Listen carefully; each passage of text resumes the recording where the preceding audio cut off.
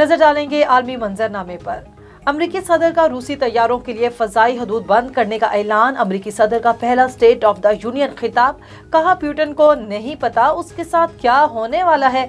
रूसी सदर दुनिया में तनहा है। अमरीकी सदर का कहना था कि हम यूक्रेन को सपोर्ट करते रहेंगे जब तक वो अपने दिफा के लिए खड़ा है। अमेरिका और इत्तेहादी अपनी सरहदों की हिफाजत पूरी ताकत के साथ करेंगे। यूक्रेन में मरकजी टीवी की इमारत पर रूस के मिसाइल हमले में 5 अफराद हलाक हो गए। गैर मुल्की मीडिया रिपोर्ट्स के मुताबिक रूसी फौज ने यूक्रेन के दारुल हुकूमत केफ में मरकजी टीवी के टावर पर मिसाइल हमला किया, जिसमें 5 अफराद हलाक हो गए। रूसी वजारत दिफा के मुताबिक अब तक यूक्रेन के 1325 फौजी तनसीबात तबाह की जा चुकी हैं, जबकि यूक्रेन ने जंग में अब तक 5710 रूसी फौजियों की हलाकत का और 200 फौजियों को जंगी कैदी बनाने का दावा किया है।